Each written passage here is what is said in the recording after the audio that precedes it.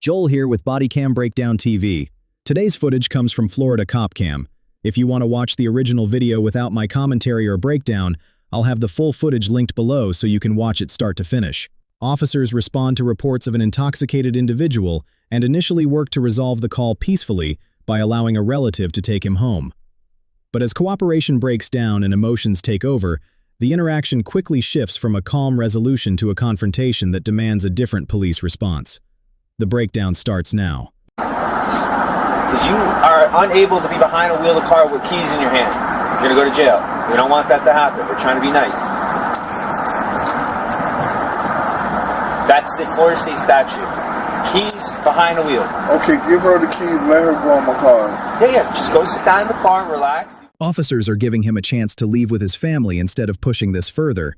But without his cooperation, that option may disappear, forcing officers to consider a different response. Man, why y'all treat me like this? You need to go. Give her. Come on, son. What do you need? Tell her what you need and she'll grab it. Give her the keys. Give her the keys. I'll unlock it. She can go in there and grab whatever you need. Officers are even allowing him to grab what he needs from his vehicle so he can leave with his family. But his next move is about to shift the focus away from a peaceful resolution and put officers back on alert. Money is in your pocket. We're on body one camera. Y'all took my money. Money is in your pocket. Took my money.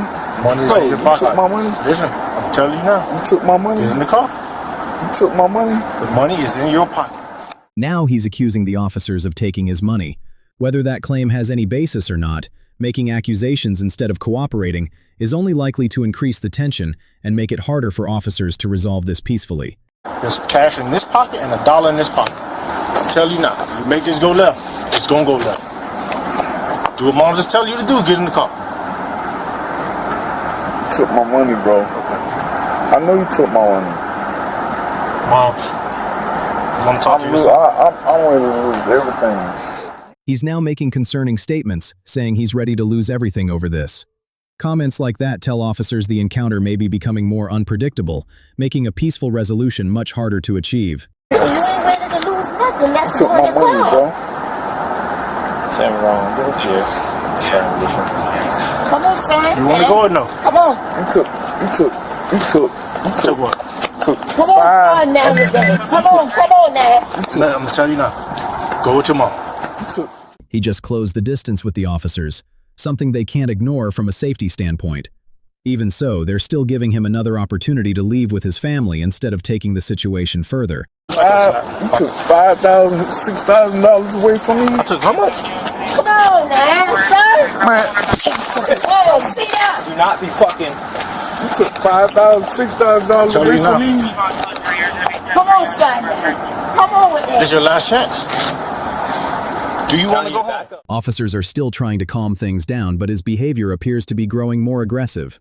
If that continues, their focus will quickly shift from de-escalation to maintaining control. Man, listen, bro, if it was only you, bro, like, listen. If it was only you, bro, like, listen. I'm telling you. I'm giving you. I'm telling letting you go. I'm coming for you. I'm telling you. I'm Yeah, come. I'm coming.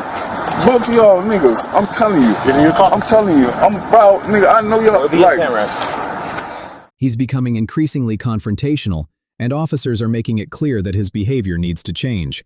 Those warnings are an opportunity to de-escalate before the encounter moves in a different direction. trust me. I got you. It's gonna be written I down, got y'all niggas. But, like, I go to jail right now, nigga. I go to prison. Okay. Mom, Just to talk hit to you in your your son. face, nigga. Talk to your son. Boy, you lucky, boy. Like, you lucky money don't mean shit to me. You lucky money don't mean shit to me. You lucky money don't mean shit to me. The officer's patience is about to run thin. After all the chances they've given him, it won't take much for this encounter to shift in a different direction. Pussy ass nigga. Alright, that's the last You a one. pussy nigga. That's the last one. That's what you That's is. the last one. You a pussy nigga. That's the last one. I hit you, boy. I'm telling you, bro. Like, That's the last one. man, I'm telling you, I promise you. I promise you. I'm deadly, nigga. Okay? I'm deadly. I'm ruthless. Like, you think I give a fuck about y'all put me in cuffs? Officers are still trying to resolve this without force, but he's making that increasingly difficult. His aggressive behavior is pushing the encounter closer to the point where officers will have to step in and take control. You took my money, bro. Like, I really want to go to prison behind this shit. I really do. I really do. I really want to go to prison behind this shit. I'll break your fucking nose, nigga. I'll break your fucking nose. Go ahead and get him in the car. We're done. Let's go in the car. Man, don't touch me. Don't fucking touch me. Y'all bitches better not touch me. The officers have had enough. Their next move is about to shift this from repeated warnings to decisive action. Get in the car, unball your face. Let's go. Man, don't touch me.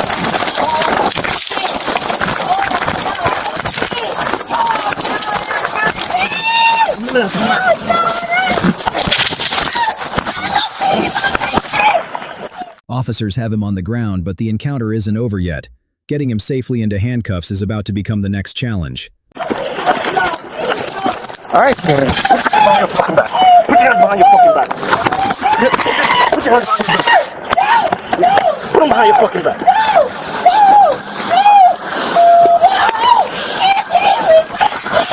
Put your hands behind your back. He's still resisting, making it harder for officers to complete the arrest. Until he's securely in handcuffs, the situation remains active and unpredictable. There we go.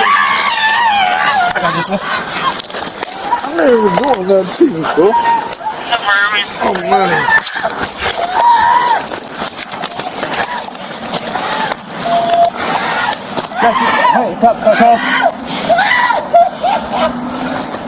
The encounter ended with officers taking the suspect into custody after repeated attempts to resolve the situation peacefully failed. According to the case outcome, the suspect pleaded guilty to resisting with violence. The remaining charges were dropped, and he was sentenced to 2 years of probation and ordered to pay $568 in fines. This case shows how quickly repeated opportunities to leave peacefully can disappear when cooperation breaks down. What are your thoughts on how the officers handled this encounter? Let me know in the comments below. Alright, that's the end of today's breakdown. I hope you enjoyed it. Let me know in the comments, how do you think this situation went down? Did the officers handle it the right way, or would you have done something differently? If you enjoyed this breakdown, don't forget to like, subscribe, and share the video. It really helps the channel grow. Thanks for watching, and I'll see you on the next Bodycam Breakdown.